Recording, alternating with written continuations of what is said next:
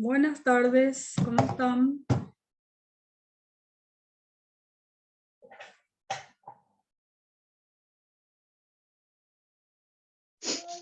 Buenas tardes, profe.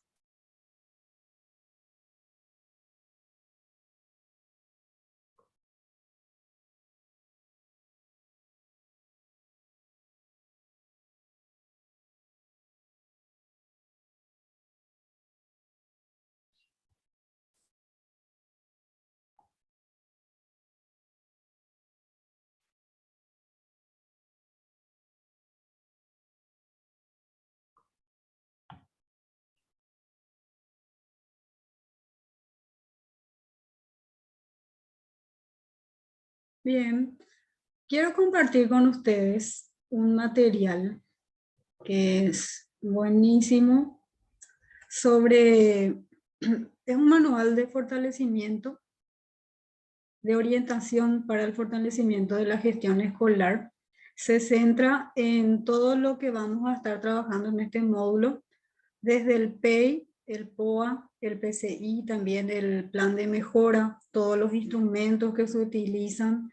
Habla también de la matriz FODA, que ya hemos hablado bastante sobre eso y sobre su importancia también, ¿verdad?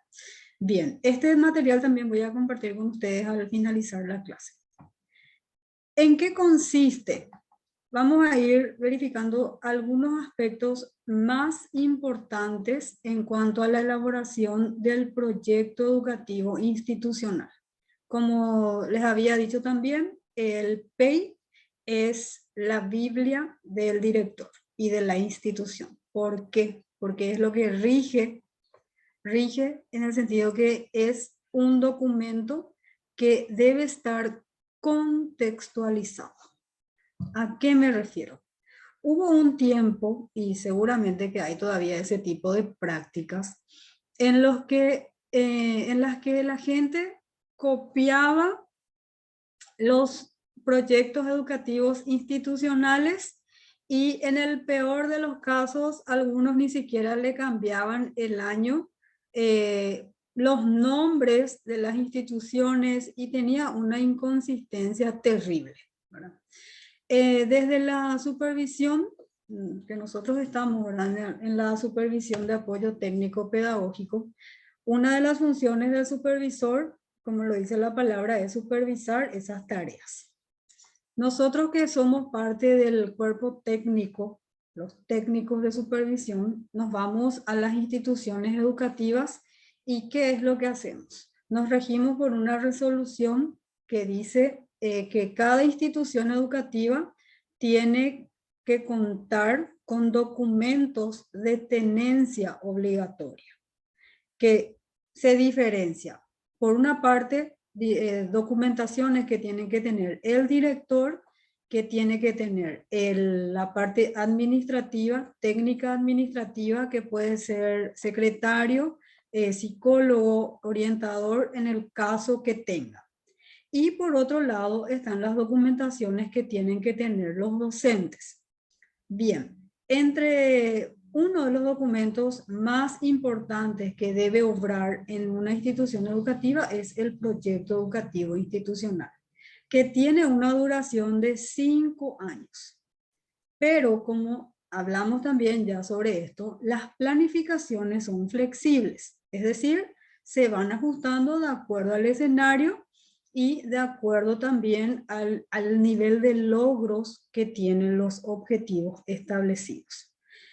Para poder realizar un proyecto educativo institucional, tenemos que conformar reuniones llamando, convocando a todos los agentes educativos, padres de familia, docentes y directores, ¿verdad?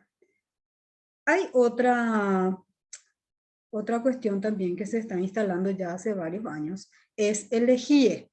¿Quién sabe qué es un EGIE? Si me puede ayudar. EGIE. E-G-E-I. EGIE. ¿Qué es un EGIE?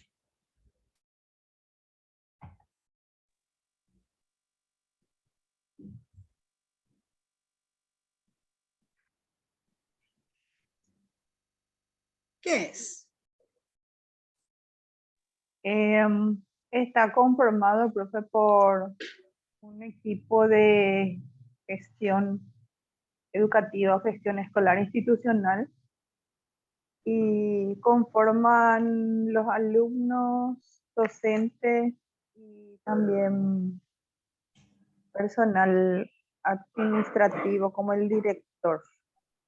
Sí, el equipo, como dice, equipo de gestión de instituciones educativas, ¿verdad? Sabemos que cuando hablamos de gestión escolar, no es solamente trabajo del director. Si bien el director es la cabeza visible de las instituciones, la institución es un cuerpo. Siempre doy este ejemplo. Es un cuerpo y los brazos ejecutores son los otros miembros, los otros agentes.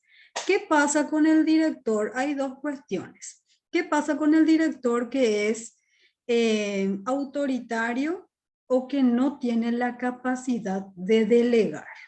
¿Qué pasa con ese director? Díganme.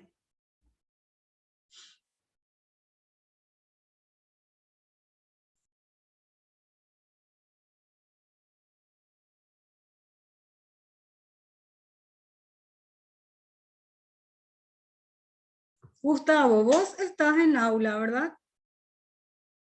Sí, profesora, estoy. Bien, decime, en tu institución, ¿de qué sector es? ¿Oficial o privado? ¿Privado subvencionado? Oficial, profesora, oficiales. Bien, y decime, no me digas el nombre de la institución. Entonces, ¿cómo es el manejo del director en tu institución? Ahora tenemos un interino, o sea, una interina sería en todo caso. O sea, Ya, estamos saliendo justamente de un problema difícil de una directora. Eh, Lastimosamente yo creo que fue por algún tipo de enfermedad, algún tipo de estrés o algo así que ella tuvo. Y la anterior no quería saber nada de trabajo en equipo, era solamente ella. bueno, Ella manejaba todo, ella quería acaparar todo y creo que eso fue lo que al final influyó en su destitución. bien. Ese es un buen punto. ¿Por qué siempre trato de hacerles consultas a ustedes? Sean del ámbito en el que se encuentren, porque a través de estas experiencias podemos ir creando nuestros escenarios y relacionando una cuestión con otra. Justo hoy estábamos conversando en el trabajo sobre la resolución que habla de funciones pasivas para los docentes. ¿Por qué la mayoría de nuestros docentes y directores, docentes digo en general desde el ámbito educativo, están enfermos, padecen de cáncer, están deprimidos, tienen un sinfín de enfermedades? Porque no saben canalizar todas estas situaciones. La sobrecarga de trabajo, no solo el trabajo, sino también son padres, son madres, son hijos, son esposos, esposas. Entonces, todo ese cúmulo de situaciones hace que el profesional se enferme, sea médico, sea abogado, sea lo que sea. Entonces, La idea, cuando nosotros hablamos de trabajar proyectos, en este caso el proyecto educativo institucional, la mayor, lo que es más importante, perdón, es saber delegar las tareas. Porque esto es lo que pasa. El proyecto educativo institucional es para la institución, no dice para el director, ¿sí? O no dice para el jefe nomás. Entonces, es importante hablar de la gestión escolar desde las 4 dimensiones de la gestión directiva. ¿Cuáles eran? Eso mencionamos también en la clase pasada. ¿Cuáles son las dimensiones que ocupa la gestión directiva? ¿Cuáles son?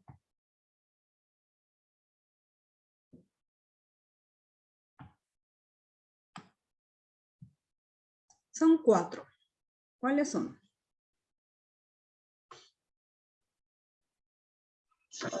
La pedagógica curricular, la dimensión comunitaria, la dimensión administrativa y también la dimensión organizacional estructural.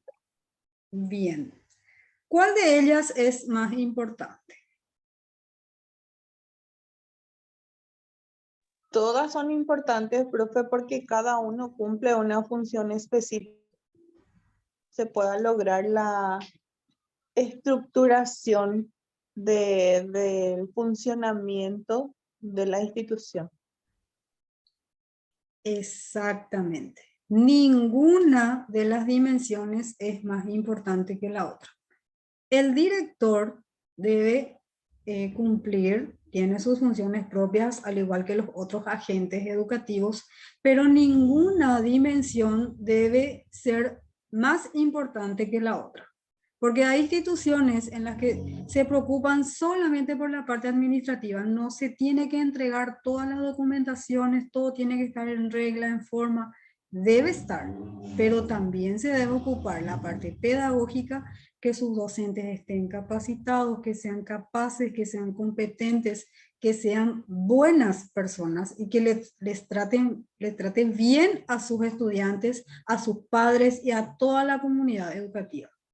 Todos esos aspectos deben ser considerados. Sí, te escucho, Silvana. Buenas noches, profe y compañeros. Buenas. Quería acotar nomás algo.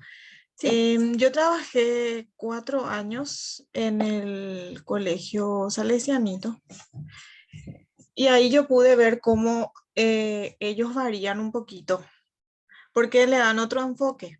Eso yo comprendí la diferencia con otras escuelas, por ejemplo, la institución pública, porque cuando nosotros nos sentábamos a hacer el proyecto institucional en diciembre ya, para el siguiente año, su dimensión, lo poco que me acuerdo, era amplio, porque para ellos es muy importante también la parte pastoral. Y justamente ellos partían su organización de eso. ¿Y cuál era su enfoque específicamente? La que quería que tengan esas prácticas religiosas, Silvana. Sí, para ellos eso era muy importante. De eso, como digo, de eso partían ellos tenían un manual, muy poco me acuerdo porque hace un año salí de ahí. Teníamos un manual que nos daban de, por ejemplo, el lema del año. Y de eso organizábamos todas las actividades. Impresionante era cómo estaba todo perfectamente conectado. Las actividades pastorales con las actividades académicas. Pero así también todas las escuelas salesianas tengo entendido que se manejan de esa forma. O sea que hay otras personas también que están trabajando para que, por ejemplo, en la escuela salesianita no trabaje tanto para eso.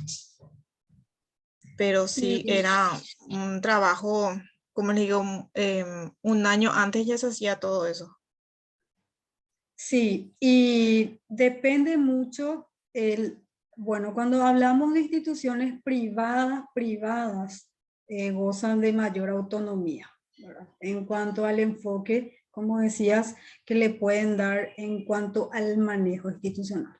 ¿Por qué? Porque eso también tiene que ver con la aprobación de los padres. ¿En qué sentido? Si los padres están de acuerdo en que van a llevar ese manejo como, es una especie de adoctrinamiento ya, ¿verdad? Es como todo estructuradito, casi todo perfecto, que en otras instituciones educativas del sector oficial, por ejemplo, no se va a dar. Por ejemplo, mencionando el tema religioso, que es muy puntilloso, si vamos a hablar de eso es súper extenso, se recomienda en las instituciones oficiales, que son del Estado, no rezar, por ejemplo, en las formaciones. ¿Por qué? Porque hay que respetar la diversidad de creencias. Sin embargo, otros dicen que, bueno, el otro debe respetar si yo quiero rezar. Rezar, digo en un término coloquial. Algunos dicen orar, ¿verdad? Pero son cuestiones que parecieran sin importancia, pero sí tienen importancia también. ¿Por qué? Porque nosotros somos seres complejos, ¿verdad? No solo somos conocimiento, sino somos mente, cuerpo y espíritu. Entonces, tratar de conjugar todas estas cuestiones dentro de las instituciones y más como un indicador dentro de un proyecto educativo institucional se hace un poco complejo. Como les digo, la autonomía de las instituciones privadas es distinta a lo que tiene que ver con el manejo institucional de las escuelas oficiales, escuelas y colegios oficiales, ¿sí? Pero es un buen punto, Silvana, porque es importante también conocer otros escenarios, ¿sí? Porque se da y bueno, y si el docente está de acuerdo, bien, y si no, ya sabrá qué hacer. Por eso decía que el proyecto educativo institucional al que nosotros nos referimos tiene que ver con el jefe, con los brazos ejecutores, con la aprobación, estar de acuerdo o no. También esto se da en otras, en empresas, por ejemplo. Conozco una empresa, no voy a decir el nombre, pero que les exige también a los funcionarios que tengan tal o cual creencia. No sé si ustedes manejan eso. Entonces, si yo quiero trabajar ahí, tengo que acatar únicamente, ¿verdad? O si no, me voy a buscar en otro lugar. Lo mismo pasa con nuestras instituciones educativas. Cuando tenemos un director autoritario, ¿qué es lo que hace el profesional docente? Si está de acuerdo, se mantiene en la línea, como se dice. Si no está de acuerdo, empieza a dar sus opiniones, sus consideraciones y ya es perseguido, o ya es observado, o ya escribe un informe y ya se va a la supervisión, después ya se va a otras direcciones generales, hasta sufre una persecución, vamos a decir, ¿verdad? Manejar instituciones educativas es un compromiso. Y el primer acto de corrupción que cometen los encargados de despacho o directores, ganadores de concursos, lo que sea, es asumir un cargo para el cual no están preparados. Porque todos quieren ser directores, pero hay que analizar si realmente tiene la capacidad y es realmente competente. Recuerden el concepto de competencia. No es que tiene un buen manejo institucional nomás en todas estas dimensiones, sino que también tiene que ser persona y tener tratar de fortalecer ese clima institucional con sus pares docentes, porque finalmente el director es profesor también. Fue profesor de aula y luego fue director. Entonces, tener ese sentido también de que él también estuvo en ese espacio donde fue profesor y después ya fue director, pero no es que es superior. Si bien tiene una jerarquía diferente, pero no hacerle sentir como que el profesor o el plantel docente es inferior al director. Porque ahí es donde empiezan a crearse estas situaciones donde el profesional docente ya no quiere trabajar, ya no se quiere ir a la institución y todos los objetivos propuestos al inicio del año se van desvirtuando. ¿sí? Entonces, toda esta cuestión que tiene que ver con el proyecto educativo institucional tiene que ver con esta gestión participativa que está más abajo. ¿Qué es la gestión participativa? ¿Qué me dice la gestión? Gestión participativa, ¿qué me dice esa palabra? Esa idea. Díganme. Ahí está. Es muy complejo, muy dinámico y a mí me parece muy importante, interesante también. ¿Qué quiere decir gestión participativa? Daisy, según tu criterio, ¿qué es gestión participativa? Y tengo entendido cómo se dice participativa, como lo dice la palabra participativa, creo que es, tiene mucho que ver ¿cómo se le dice? Me fue la palabra. Yo te voy a poner en mi caso, por ejemplo, yo te estuve escuchando, profe, con referente a una directora, ¿verdad? El año pasado estuve en un colegio privado subvencionado y yo prácticamente me sentí perseguida por esa directora, porque en algunas ocasiones no pude participar en sus actividades, como se dice, religiosas, ¿verdad?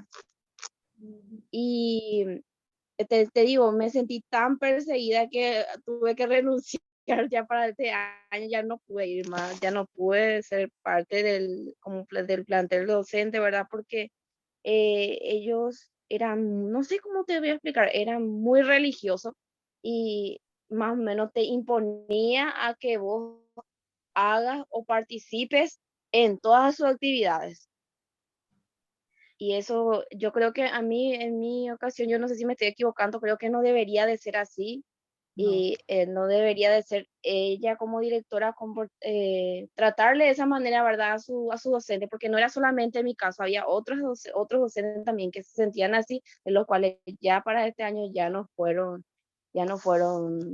parte de esa institución. Decime, Daisy, ¿vos sos catedrática? Sí, sí, sí, profe. Bien.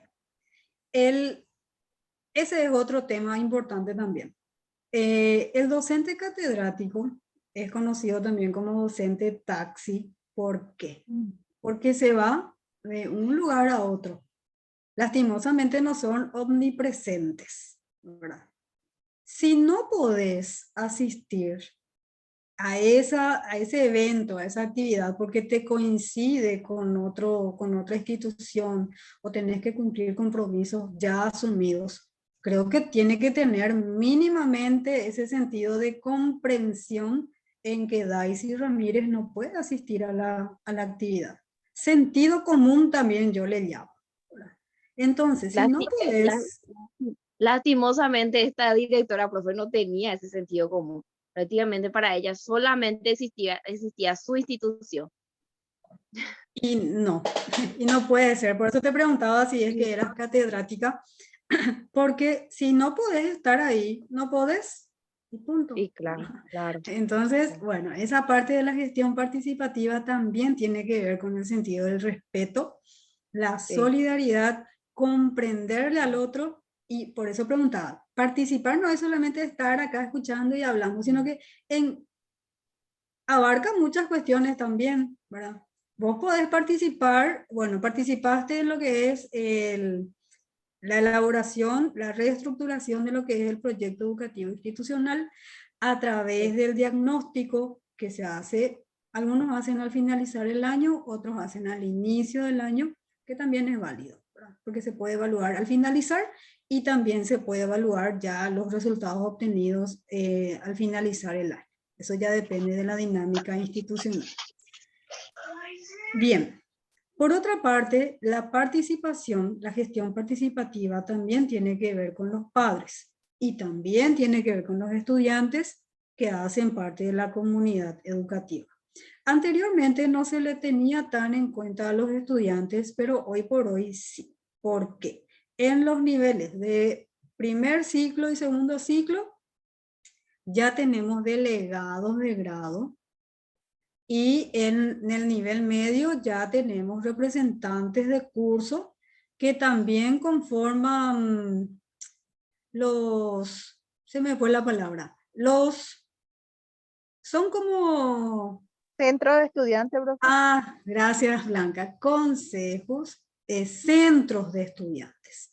¿Qué es lo que genera? A mí me encanta esta dinámica porque nosotros que somos adultos, yo soy de la vieja escuela ya, nunca, delegados de grado sí tuvimos, pero eran como, él es el presidente. No tenía tanta relevancia como tienen hoy los centros de estudiantes.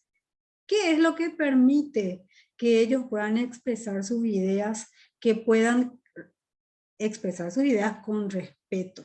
¿Verdad? Eso es lo que hay que instalar a través de la ética, de la ciudadanía, de la democracia que tiene que ser bien entendida.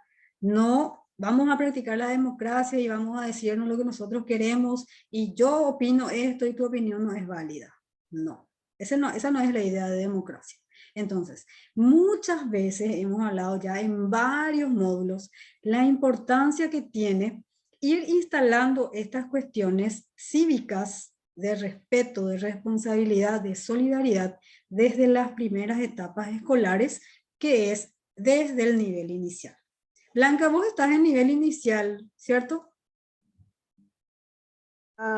No, profe, pero sí estuve en algún momento. Ahora estoy llevando primer ciclo y segundo ciclo. Ya. Y decime, ¿cuál es el nivel de participación que tienen los niños en las actividades así en toma de decisiones? Y ahora, por ejemplo, profe, se trabaja mucho eso, se fomenta muchísimo de que ellos puedan participar. Hace poquito, por ejemplo, nosotros estamos trabajando con la Fundación AME y Fundación de Kení también. También. Ellos van a dar las capacitaciones a los niños del primer ciclo acerca de lo que es el liderazgo, a los que son asignados como los presidentes de cada grado, ¿verdad? Entonces, en el segundo grado, ellos ya tienen una noción de lo que es tener ese compromiso y como ir internalizando lo que significa el liderar, ¿verdad? En el segundo ciclo, la misma cosa. Entonces, los padres también ya van entendiendo, apoyan muchísimo y eso hace que la participación sea democrática. Nosotros como estamos en una escuela, ahora es escuela centro, antes era escuela área, Área. sí, y entonces tenemos más de 1000 alumnos. Entonces trabajamos muchísimo y la participación en lo que es la y eso es muy buena, fluye bastante bien. Sí. Sí, y a mí me entusiasma mucho este tema de la participación desde tempranas edades. Como les decía, los niños hoy ya tienen vergüenza, así mal y rápido, ya no tienen. Y nosotros anteriormente éramos tímidos, no hablábamos tanto en público, yo fui una de ellas. Hablar para mí con otras personas era súper difícil. Después, conforme pasó el tiempo, la necesidad obliga y todas estas cuestiones del escenario educativo, bueno, ahora sí ya no tengo esa dificultad. Pero hoy los niños pasan al escenario y hablan y exponen y no tienen ninguna dificultad. Tuve una experiencia hace unos días, fui a una exposición, Expo Técnica del IPT, Instituto Paraguayo de Telecomunicaciones, donde me quedé maravillada porque estaban los jóvenes entre 15, 16, 17 años y tenían una facilidad de palabra explicando sus proyectos. Algunos tenían hortalizas, eran las lechugas esas hidropónicas, otros tenían elevadores como una especie de ascensores y te explicaban, otros tenían como unos autos de carrera porque son de diferentes énfasis. Entonces uno se queda súper alegre, vamos a decirlo, porque quiere decir que todo ese resultado que nosotros vemos hoy en nuestros estudiantes forma parte de un proceso anterior y que todas esas actividades, esa formación que tienen ya los estudiantes hoy, tiene una parte lo que se trabaja en casa, porque una de las estudiantes dijo que sus padres eran arquitectos, bueno, ya tiene entonces una base sólida. Sin embargo, otros tienen nomás interés, por eso se van por tal o cual énfasis, y eso también tiene que ver. La familia por una parte, la formación del profesional dentro de las instituciones y también el deseo que tiene de aprender el alumno. ¿Se dan cuenta? Está totalmente conjugado, ¿sí? Y también en estas presentaciones de los trabajos que nosotros fuimos a ver, entra en juego la metodología de la investigación. Porque le pregunté, ¿y cómo hicieron el trabajo? Bueno, fulano se encargó de elaborar, porque tenían todos sistemas programados, había una programación que elevaba el agua, que medía la temperatura, era todo un despliegue. Era. Entonces, todas estas cuestiones se tuvo que haber trabajado antes, ¿sí? Pudieron haber trabajado en las escuelas ya desde el primero, segundo ciclo y después ya en el primero, segundo y tercer año de educación media. Es muy interesante cuando nosotros hablamos de la elaboración de proyecto educativo institucional, porque dentro de este proyecto también se desprenden los demás proyectos que van a estar desarrollando después los compañeros.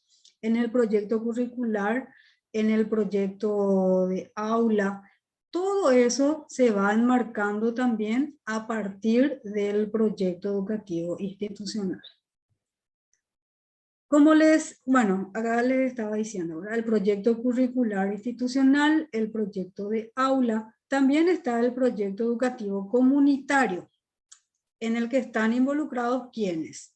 Los padres, ¿verdad? Toda la comunidad en la cual podemos ir obteniendo todo lo bueno, todo lo positivo, todos los oficios que tengan los padres. Eso puede contribuir también para el mejoramiento de nuestras instituciones.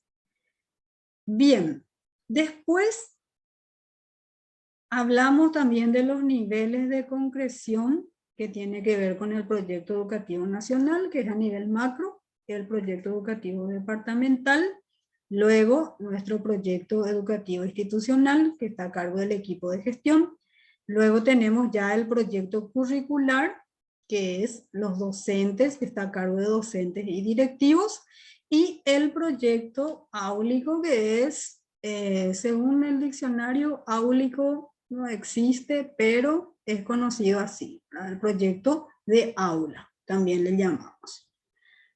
Les quiero mostrar todo lo que tiene el proyecto educativo institucional. Es súper complejo, si se hace bien, sirve como una herramienta súper válida para el manejo de las instituciones.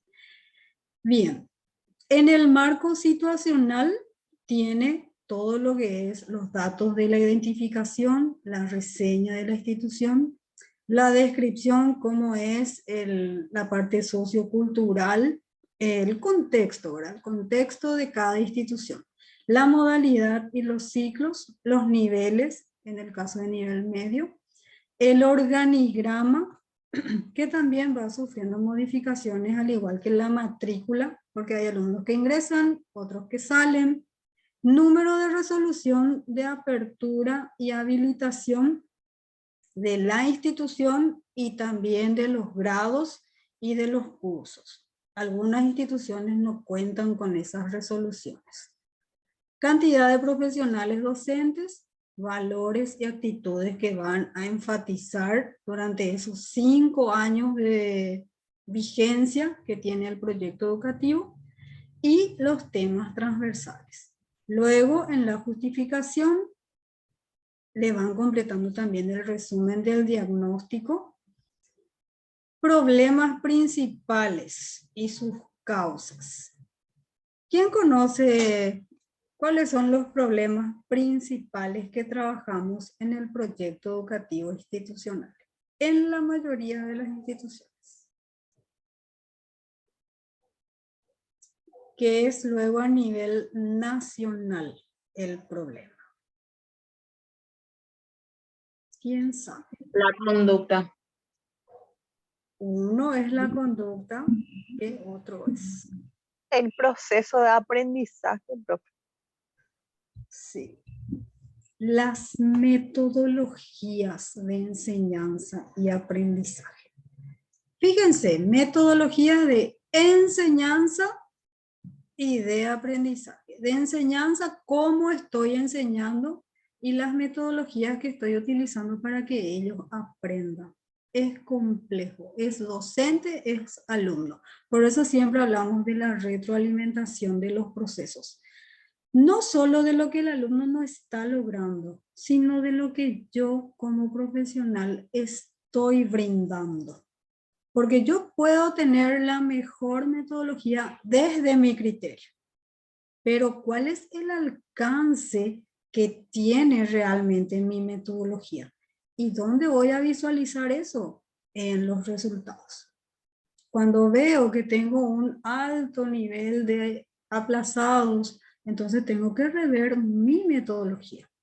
Pero también tengo que ver si es que cuáles son las fallas que ellos tienen. No es la culpa asumir solamente la culpa el profesional, sino que ir viendo, ¿verdad? Esto por una parte el docente y esto también por otro lado el estudiante, ¿sí? Un problema que es muy abordado dentro de los proyectos educativos es la cuestión de la lectoescritura, que pareciera trillada la idea, pero es importante si es abordada correctamente, porque la lectoescritura comprende varios elementos, porque primero no conoce luego el alumno qué es tal o cual cosa. Si no conoce, no va a poder comprender. Y si no comprende, no va a poder inferir, no va a poder contextualizar. ¿Y contextualizar qué es? ¿Qué es contextualizar? ¿Quién me puede decir?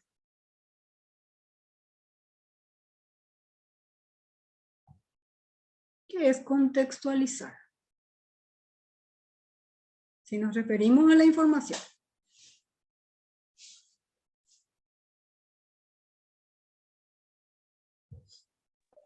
Sería el famoso entender lo que leemos.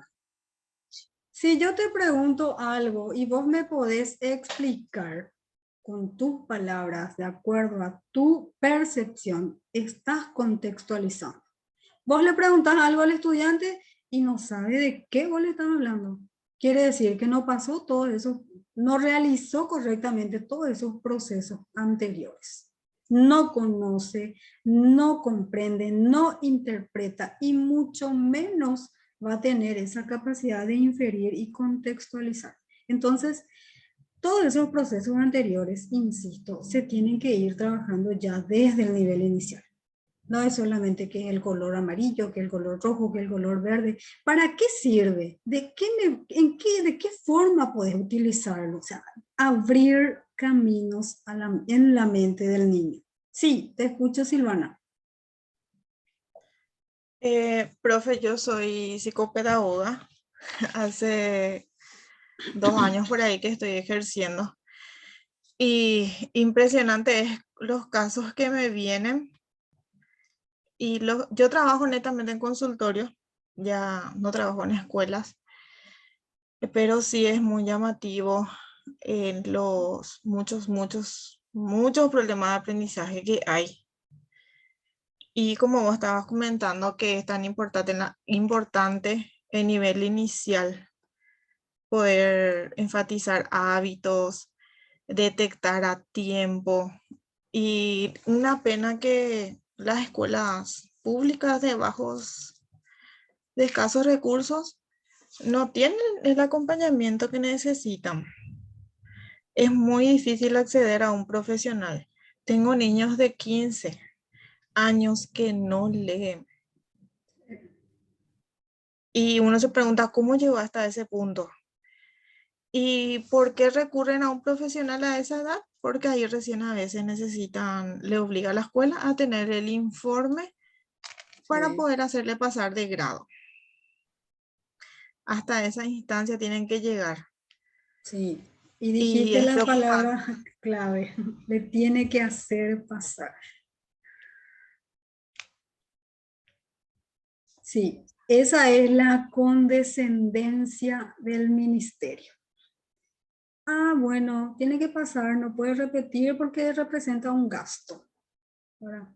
Y quiero compartir nomás contigo, totalmente de acuerdo, Silvana, el tema del gasto que representa para la familia llevarle a su hijo a una terapia, ¿verdad? Y es tan triste que nuestro sistema, ¿verdad?, no pueda tener, el profesional no tenga la capacidad de poder lograr mínimamente que el estudiante pueda leer y pueda escribir, ¿verdad? Si no tiene ningún retraso mental, si no tiene algún trastorno, si no está dentro del espectro autista, todas esas cuestiones se tienen que diagnosticar a tiempo. ¿Cuántos años le hizo perder a ese niño? 15 años de su vida. Y eso es lamentable, ¿verdad? Entonces, si el docente tiene la capacidad de identificar estas cuestiones, ya lo tiene que abordar en sus proyectos de aula. Ya tiene que hablar con la madre, con el padre. Y para cerrar más esta idea que me enojó tanto, el año pasado, una profesora del nivel inicial no sabía qué es TEA. Creo que ya les compartí esta experiencia. ¿Qué es TEA? Profesional docente no puede alegar desconocimiento. Uno, desde mi punto de vista. Si no sabe, no estoy muy interiorizada, pero voy a investigar. Ella directamente dijo que no sabía. Y decime, Silvana, vos que estás dentro de esto, que es el ámbito educativo, si yo no sé qué es TEA, ¿cómo voy a poder identificar que mi alumno es TEA? Decime. Y sí, profe, justamente por eso, imagínate una profe de nivel inicial que no sepa. Y que yo sepa, se les capacita a ellos, profe. En las escuelas privadas se llevan charlas, en algunas, ¿verdad? Y en las escuelas públicas también las técnicas, tengo entendido que llevan sus charlas. Y Y hay más allá, sí, en las redes sociales también, profe, siempre se ve videos, algunos tips para tener en cuenta. sí, discúlpame que te interrumpí. Sí. Justamente eso. Si no es capacitado por el ministerio, si no es capacitado por, qué sé yo, las técnicas de supervisión, ¿sí?, por el que sea, siempre va a encontrar culpables. Pero el docente también es autodidacta y tiene que estar actualizado en todos los ámbitos. ¿Cómo un trastorno va a ser identificado si no identifica los síntomas, las características? Lo primero que dice es, él es malcriado, él luego es consentido, sus padres no le ponen límites. Puede que sí, pero no pasa solamente por una cuestión de crianza o crianza positiva, como le llaman ahora, sino que pasa por una cuestión neurológica. Cuando hablamos de TEA, hablamos ya de situaciones mucho más complejas y que son difíciles también de sobrellevar para las familias. Las familias que tienen posibilidades económicas le va a llevar en todas las terapias que pueda. Pero personas que no tienen esa condición económica apropiada no van a poder hacerlo, ¿sí? Entonces, si el profesional tiene esa capacidad de identificar tanto fortalezas fortaleza de los niños, también tiene que tener la capacidad de identificar sus debilidades y cuáles son las situaciones problemáticas en él. No es que este niño luego es un problema, porque eso es lo que se dice normalmente, ¿verdad? No, él luego no entiende, él no escucha, él no atiende, pero ¿qué estoy haciendo yo? Eso debo trabajar tanto en el proyecto curricular institucional, que puede ser primero, segundo y tercer grado juntos, o puede ser primero, segundo y tercer año de educación media, y ahí voy detectando las situaciones, porque puedo trabajar con mi par docente. Depende mucho también del manejo que tengan en las instituciones. ¿Cuál es el clima que tenga, ¿verdad? El clima institucional en la institución? Pero el proyecto educativo institucional, ahí en esta matriz FODA, que está acá, que creo que ya les mostré en alguna oportunidad, donde hablamos de las fortalezas, oportunidades, debilidades y amenazas, si esto trabajamos por dimensiones y trabajamos por ciclo, por nivel, sería fantástico. Pero lastimosamente no en todas las instituciones educativas esto se da, ¿sí? Y quería acotar nomás otra cuestión para cerrar la idea, Silvana. No pasa solamente por las instituciones oficiales, porque depende mucho del profesional, sea del ámbito en el que esté. Si tiene esa voluntad, va a poder hacer bien su trabajo. Yo desconocía montones de cosas y creo que hoy sigo desconociendo cosas, pero conozco muchas cosas también. Y esa es la idea que el docente, lastimosamente la mayoría tiene. Yo no sé, ¿sí? Entonces no sabe nomás. Y al no saber nomás, le está perjudicando al alumno. Eso es lo que hacen nomás, ¿sí? Entonces todas estas cuestiones a mí me molestan muchísimo. Como les digo, yo formo parte también del Ministerio de Educación y cada vez que me voy a las instituciones educativas veo muchas falencias, pero también noto muchas fortalezas. Y hay que hacer notar las fortalezas, pero también hay que hacer notar las debilidades para que eso se vaya afianzando. El proyecto educativo institucional es una debilidad en las instituciones, yo les cuento, y depende mucho de la formación que tenga el director, del manejo, del liderazgo que tiene, y eso se va trabajando únicamente. Es un trabajo arduo que no va a haber logros desde el primer año, pero día a día, paso a paso. Y como dice aquel proverbio conocido, cuando hay voluntad, hay camino. De que el que quiere hacer, lo va a hacer. ¿Está bien?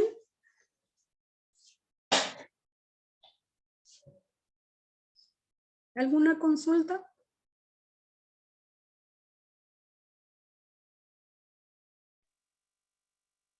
Profe, referente a lo que estaba hablando la compañera anterior, Sí. eh, bueno, yo tengo un trayecto un poco mezclado en lo que es los niveles de educación, ¿no?